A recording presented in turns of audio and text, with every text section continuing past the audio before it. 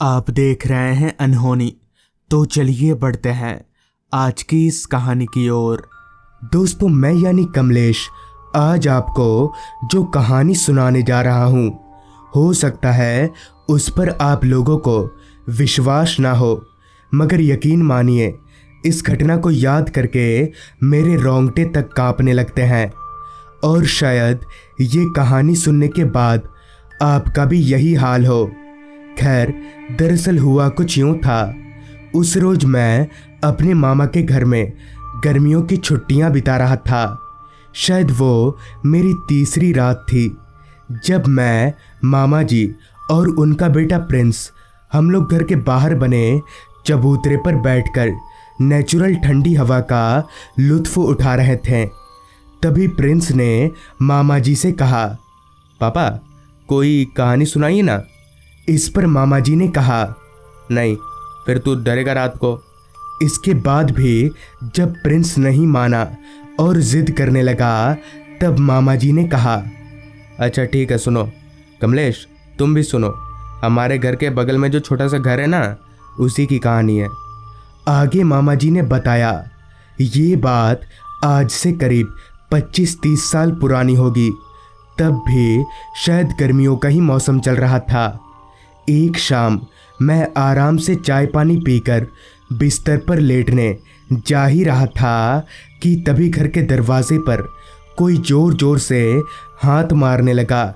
मैंने उठकर दरवाज़ा खोला तो देखा कि हमारा पड़ोसी जगदीप है।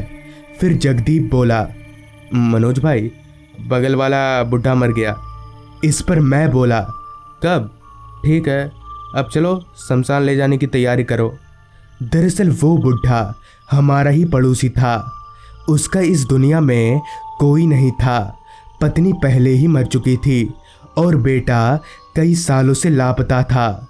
अकेलापन उस बुढ़े के सर पर ऐसे चढ़ गया था कि उसकी हरकतें दिन पर दिन अजीब होती जा रही थी।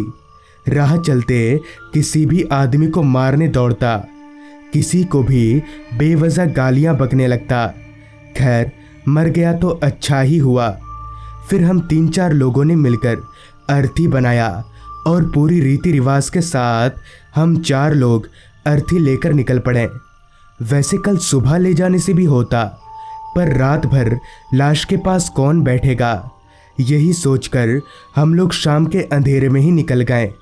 मैंने अर्थी को सामने की ओर से कंधा दिया था, मतलब जिधर उस बुढ़े का सर था। चलते चलते मैंने एक नज़र आसमान की ओर देखा। काले बादलों ने आसमान को चारों तरफ से घेर लिया था। बीच बीच में बादलों की गर्जन पूरे फिजा में गूंज जाती। तभी मेरे बगल में चल रहे जगदीप ने कहा, भाइयों थोड़ा जल्दी चलो, देखो बारिश आने वाली है। जगदीप ने अभी इतना कहा ही था कि तभी मैंने जिस हाथ से अर्थी को पकड़ा हुआ था, उसी हाथ को किसी ने एकदम से पकड़ लिया। वो हाथ बर्फ की तरह ठंडा था। मैंने ठिठक कर अपना हाथ छुड़ाने की कोशिश की और छुड़ा भी लिया। मुझे लगा शायद अकड़न की वजह से लाश के बदन में हरकत हुआ होगा। यही सोचकर मैंने बात को हवा में उड़ा दिया। अगर बाकियों को बताता तो खामखा वो लोग भी डर जाते हैं। कुछ देर ऐसे ही चलने पर हम लोग शमशान पहुँचे।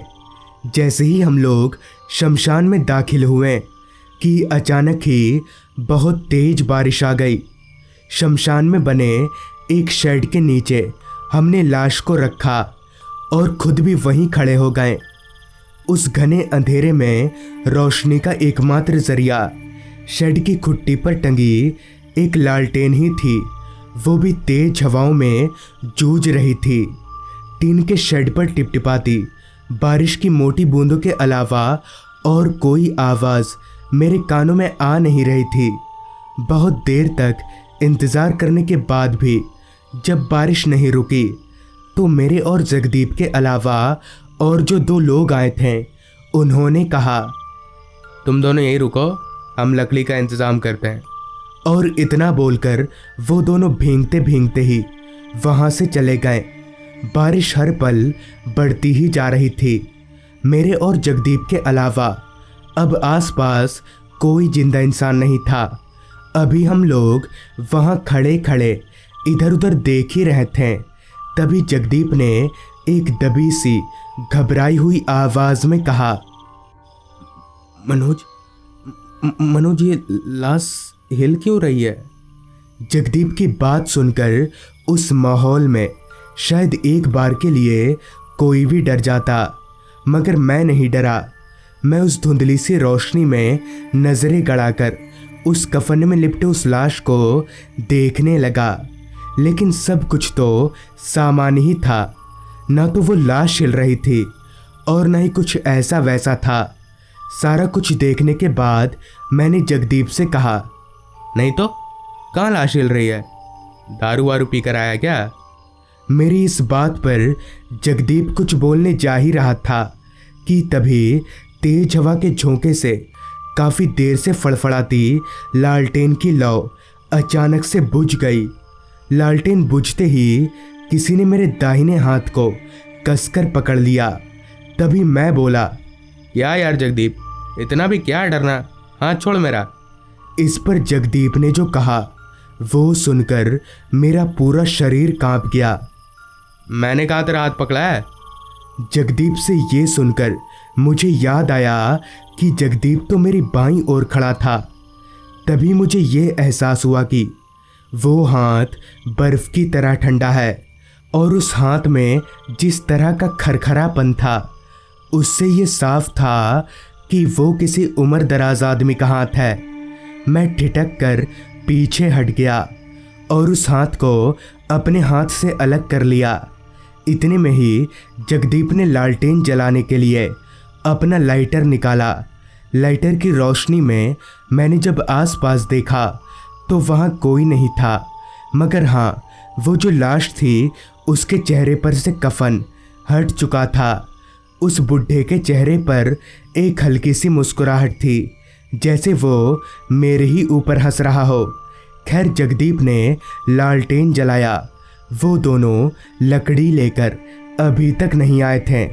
थोड़ी देर पहले की बात अभी मैं सोच ही रहा था कि तभी जगदीप बोला, सुनना, तू रुकेगा यहाँ पर? आज सुबह से ही पेट ठीक नहीं है, मैं जरा हल्का होकर आता हूँ। उस वक्त मैं कहीं ना कहीं डरा हुआ तो था, लेकिन अगर मैं अपना डर जाहिर करता तो डरपोक किस्म का जगदीप भी मेरा मजाक उड़ाने लगता। इसलिए मैंने अपना डर छिपाते हुए जगदीप को हाँ में इशारा किया। मेरे से हाँ का इशारा पाकर जगदीप शमशान से निकलकर खेतों की ओर चल दिया। उस वक्त मेरा डर कई गुना बढ़ गया था, क्योंकि ठीक मेरे सामने एक लाश पड़ी थी और शायद पूरे शमशान में मैं अकेला ही था। आसपास का सन्नाटा और अकेलापन मुझे अंदर ही अंदर काटे जा रहा था। मैंने सोचा अगर लाश की ओर नहीं देखूंगा तो डर कम लगेगा, मगर कहते हैं ना, जब आप किसी चीज़ को ना देखना चाहें तो बार बार आपकी नज़र उसी पर जाती है। भूले भटके मेरी भी नज़र उस लाश पर जा ही रही थी। तभी मैंने देखा उस बुढ़े का चेहरा धीरे धीरे मेरी ओर घूम रहा है। उसके चेहरे की मुस्कुराहट आहिस्ता आहिस्ता हंसी में तब्दील हो रही थी। इतना सब देखने के बाद मैं वहाँ ज़्यादा देर तक रुक नहीं सका और भागकर शमशान से बाहर निकलने लगा। अभी मैं उस बूढ़े की लाश को देखते हुए भाग ही रहा था कि तभी मैं किसी से टकराकर ज़मीन पर गिर गया। आगे मुड़कर देखा तो वही दोनों आदमी थे जो लकड़ी लाने गए थे। फिर मैंने उन दोनों को पूरी बात बताई, लेकिन दोनों में से कोई भी मेरी बात पर विश्वास करने को तैयार ही नहीं था। खैर, हमने लाश का दाह संस्कार किया और घर आ गए, मगर आज भी उस बूढ़े की आत्मा गांव में भटकती रहती है। मामा जी की कहानी खत्म होते ही अंदर से खाने का बुलावा आ गया। प्रिंस भागकर अंदर चला गया। प्रिंस के जाते ही मामा जी ने मेरे से कहा, कमलेश, कहानी कैसी लगी? अच्छा सुनना, असली में देखेगा उस भूत को। इस पर मैंने कहा, क्या सच में? पर कहाँ मामा जी? इस पर मामा जी ने हमारे घर के बगल में जो एक छोटा सा खंडर जैसा घर था उधर इशारा किया और कहा, आज रात को तू मेरे साथ उठना। फिर मैं और मामा जी अंदर आ गए और खाना पीना करके सो गए। ठीक आधी रात को मामा जी ने मुझे उठाया और मुझे लेकर घर से बाहर आ गए और इशारा करके उस छोटे से खंडर घर की ओर देखने को बोला। मैंने आंख मलते हुए जब उस घर की ओर देखा तो मेरे होश उड़ गए, क्योंकि उस घर की छत पर पैर लटकाकर कोई बूढ़ा सा आदमी बैठा हुआ था। अंधेरे में उस आदमी का चेहरा तो नहीं दिखा, मगर हाँ, उसकी आंखें लाल चमक रही थीं। फिर तुरंत ही मामा जी ने मुझे अंदर लेकर आ गए। मैं ये सब देखकर बहुत डर गया और फिर कभी भी अपने मामा के घर नहीं गया। तो दोस्तों, ये थी कमलेश जी की भेजी गई कहानी। अगर आपके पास भी ऐसी ही कोई कहानियाँ हैं तो हमारे साथ ज़रूर शेयर करें। तो मैं आर्यन जल्द ही मिलूँगा आपसे ऐसी ही एक कहानी के साथ।